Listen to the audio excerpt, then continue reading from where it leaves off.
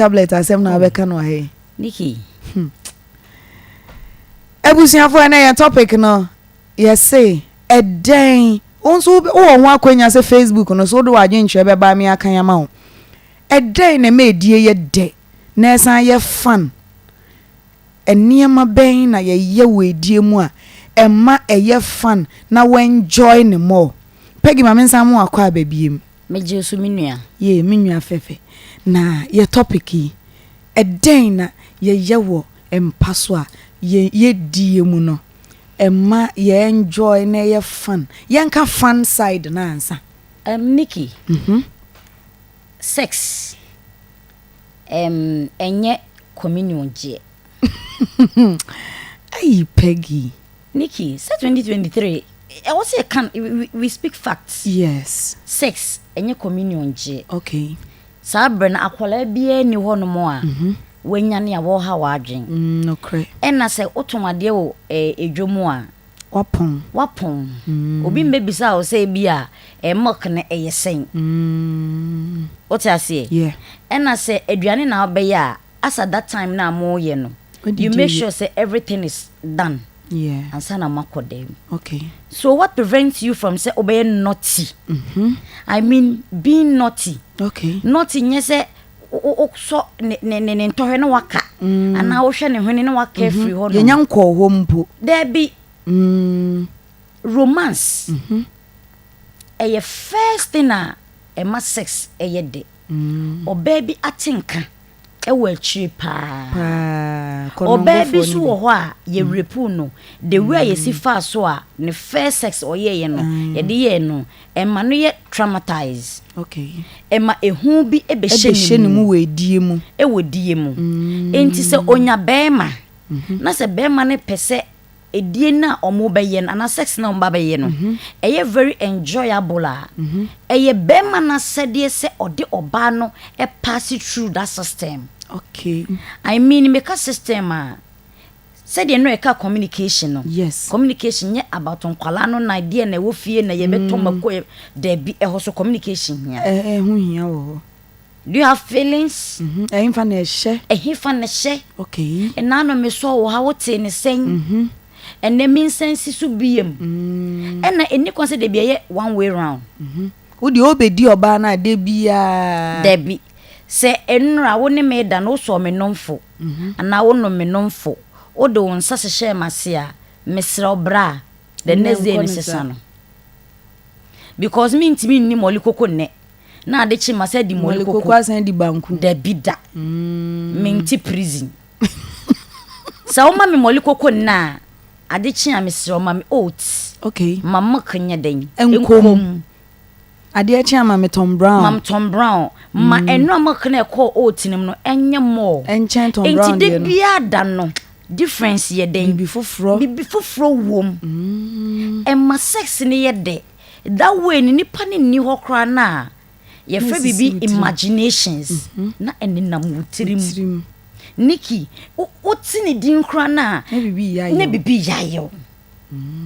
hu se wak fro kra kasa the kind of the obisi abra wo hu ase pesa wo ti asem a o ka kire wo no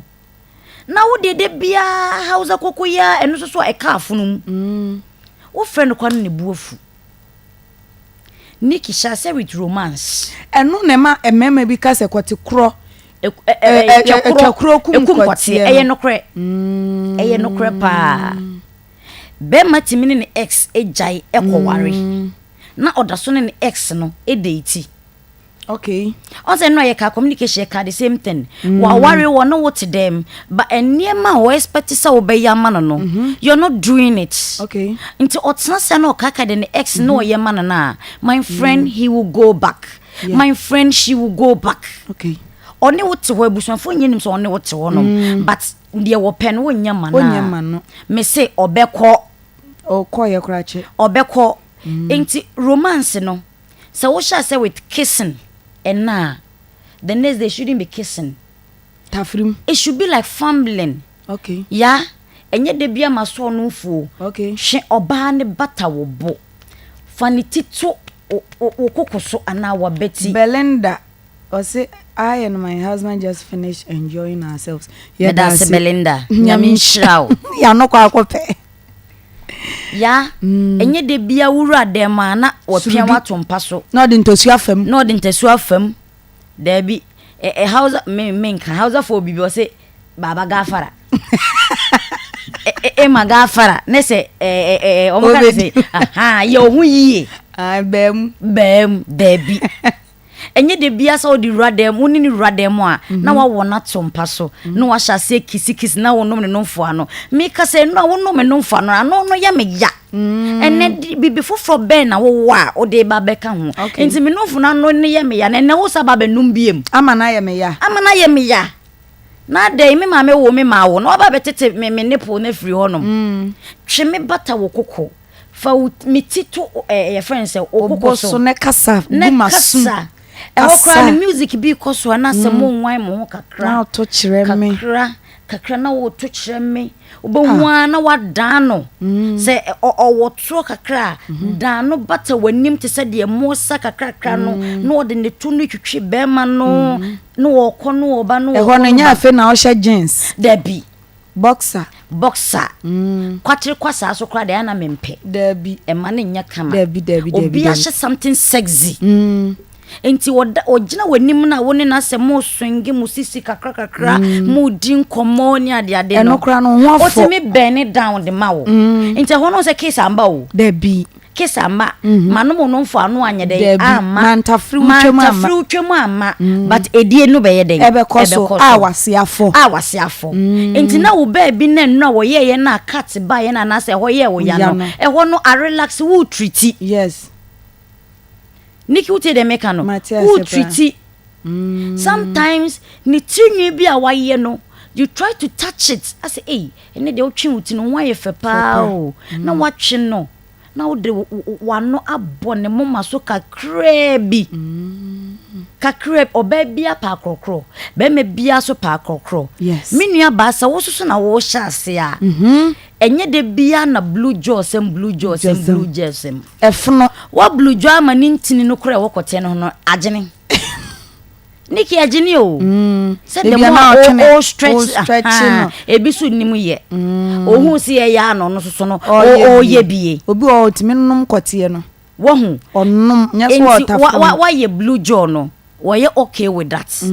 the next day ni menua ba den na wo de ba on board okay adefo fro ben e na wo de ba bra da ho mame wadam pane so pe baby oil bi a enstein friends best spread no Nikki tsena ne nan so like ne 9 pon so enye ne sisi echi o de tsena ne 9 pon so because you're going to massage from ne tono e de kosoro no one massage free ni soro e de aba ne to na wo de wonsa afa ne to tia tunka mu wo hu la no obutu ho no bo hu na ade ni peda ni mu na onu akasa no opeja ne onye okay on feel uncomfortable that time no chese man won chiri ne wompem me se nye de bia na we start from case wa touch clitoris no why dabi eyesa aduan ebe funu ho na okwa abonche na so obi koma new style kakra bia na o feel say wo ba no mo kan say kolo ana de ba de ase onye current bisa onye current that's we free line mu o the system ne ya kicked but me ka say so onya kicked there's a one ma dokunu die no afuno no abroduan wo so afuno pa oh yes afuno enti wo de ne to ho na wo ye ne sa adwuma ni nyina wia Niki, what bombarding akope ice block bia to wanum. Na Niki wo de be fa ne totom sa de no hugu ni trumu wona. Utenye ya wo pija nan na bebi odo beto no. Wahu wako bicha ko hu de we mponkon sometimes omu yi amafo hwe fom no. Sa wo ye odi ne komrika na no obra no hu se wo soso no wagimi se ono a. Wo gina chuba mu ano ode ne nan. Ama back hill na wo da fom. And sometimes you have to be naughty. Sexy dear. Was a very naughty. Yeah. Muria, you go back to your gentle life. Mupia bonti obi mom maso. Oh, and yet dem so na. I said dear, ye di friend saying Roman sisters for ntadi. Eh? Edia show. na obi 9 to pa baby esi 3/4 chese bibia nim enya transparent transparent kra no a unse 9 to na one transparent hu gumu a na wa jean string bi otubo mu tomani nyina bibio e show a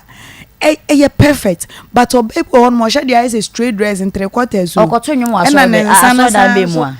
wo wakakra de de pra no pani bi no na ehye no na be o de serve be ma ene na ebia o mba be Carlos Night angels no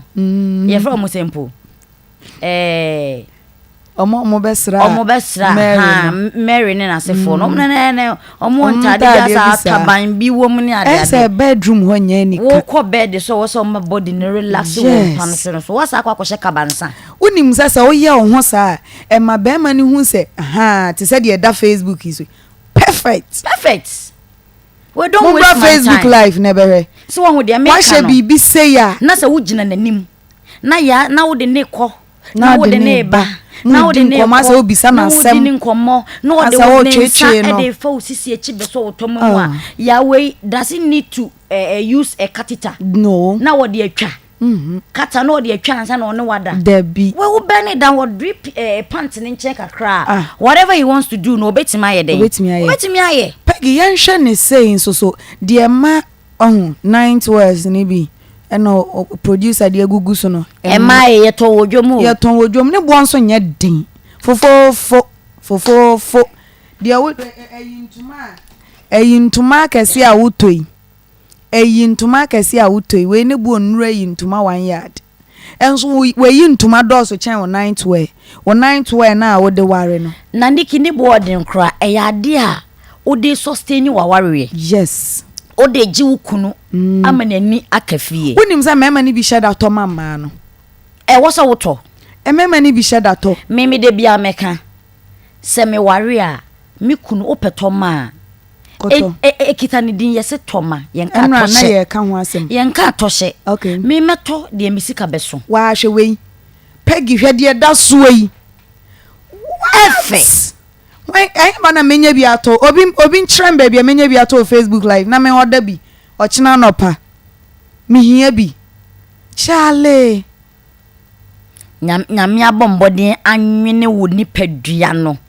ama na ye soche no fa niema kakra bi ka ho na nya akono so a usibuwe yi Peggy yanhwa ne say ya ware afimu ni nyina anase be 6 months bi esi a change environment because enkwala yi fanisa ware bi ho enkwala wom enkwala yi pressure ni ade enti emre esese yenya ye ho bre ye change environment e bia weekend bi akoshe baby enye de bia na ebedi ho oyaye mpaso ye change environment kakra yakọ e bia yakọ ne nam beach kakra yakọ ne nam club kakra pub kakra yakọ tenatena nsuo ya no ama awade kakra ni aba be radem baby ayaje unse no so e ma aware ni edie ye nika oh yeah but Nikki no yeah baby ye free no ma memfa me friend be free UK buy ajo baby obi a me chiao Jacob usu boy abaso na hwe bibi sei efe why na me ne ko edwiso kwan so okay me mo hotel ni din okay ye mienu nko ama mienu oye yemfa say me friend me sister okay me ne ye bibi abom eno ko UK no sa ajo yempe baby nkotena Peggy yempe baby nkotena mo kra mo ye namfofo ye namfo no on say ono abroche life no say sama ne ba otimi free London no akwa bia Australia like just to feel the environment like no weather climate no na into we no say yenkope baby nta Peggy hwai we efe na Nikki ye koye na ye kotua ye na ye tea pool side or ye order drinks no oto so say ajoa baby see ema odo ye de wutina nye ye obebo adwaman eye no crash so because the environment is very conducive ehiama obi ne boyfriend obi ne kunu ba ne ye manko a ba ye hwe the environment ni sitie ensuo no na ye wie ye na ye rura room honom no o se wow adwoa we hia ma obi ne boyfriend na me say wo say me relaxing ten ne ne ya yende ye phone so na obeye ne de obi akra gini room ta afi de obehu a wontumi na no afre me adwo wada na msia me de mada wo was irade but Africa ha no sika semunti no yentimi but sometimes let's create it all yes enya de kese bia holiday bi you pick your children na mo ye aduane kakra makoko pedua bi ase mo de camp mat akọ masse hot pictures cry different ena emma enkola nya exposure emma enkola nya exposure emma omenite for mo pie na de bia makona yetwi no asanka ni mu a debi fani pie minim sa obetimi achikosua wo fie obetima ye tea wo fie ba fani kwa abontene na ye order friend saying tea ni toasted bread ma kwala no hu se de yesi ye no enya wo de a waye ni wo fie no yes sometimes too was at least couples no munya obi obehwe nkwala ni wo fie a mo travel e bia be 2 hours journey bi and e bia 3 hours journey bi just weekends samo kona mo ba e bia neme bia mo ye wode mo no e fie foforo e bia mo kono kranko mo bia mo timinya abredi ye ebeboa ena mo nya time mom because say bia mo ye mo separate jobs but mo tika ni mo amoko no enkomo bia mu de mimi se meme de mensa be hye wasum me de mensa ebeto utiri so wa drive no mensa so be na o hwa so o kwate so na ya so yensa bom se be ya drive ni nye wani ha na ne yedu a eho no yenka semfoforo bia because everything has been done already e wo car ni enti dia car ne se de kwakwa ye wodem enti odo de sometimes we create it enti na make sex no ye suru nyina ye se wo be kiss no romance just a kiss no e won so anom no fo waso so otweba wo so asoso ne ntohwe ya etwam de bia ne sa hye baby candidate na wanya anase gonorrhea na wanya na wutiti ama no debi ya I was de bia ye different sometimes ko mutimi ko adwaye awo wom na wa hye da chi oba ne gina ho no bia sha wa nyina gno so ya I was ne tigu no ho a ono na be bend down ama wo se family ni awo pe kame ho hye se de odwomtofo ne to no nyum family ni awo pe ewa we brain anadwi de family ni awo pe enti de bia na wo so kisse no de bia na wo so onom no mfo ano na machi wakɔhye wo na awowom na me bie hye wo na gu so a awose na gu so no o ma menye na wo be ne den pegi yenhwa ne se hwe de na wo ka no cheze 1 minute bia na asem na ye ka na picture na bi nemu so producer ono otene ma si o ye drama fortune no na toto mama oto brazier ma ye friend ne sen emano ba ko no valentine we no de ono lunch valentine do ye guy ono to lunch mo project no de o ye ne de mimi fon so ohun no fo no ohun ne se e wo so ohun me producer so na adoma chede oba me kan ye be pon na sembesi intino se ba ko ndo se no fo na Mike no se obenu mama o obenu mama eno so ye me yi say me producer say onya 1 bottle na baby awi na ene me hwe ne woman because adwuma wo ye nde e marvelous me say ana onya man space no share ne chebi na onya man bi minya man bi emponie ya ye wi a sane form honum na ma no 1 bottle okoda onu nkwa ne danzo ana de ona ye for o say ene de o si share space no sheche no ma no 1 bottle dia ene bibie be biewu baby ebusia for akoma 87.9 no don't time jumedie ena wasugu so wutie yedemu live nso so e wo Facebook suade ni bi fa comment ene wadwenhye brand so a yebe ebie phone lines na tum na wachre wadwen Facebook K or say shower mudie de yeah, I really like your program so much, but please stop opening your breast. Me pacho Kofi Steven Mate 2023 matimi nye biem. Please add me on your WhatsApp group. Me pacho mate me ado. Well done, good advice. Good advice. Keep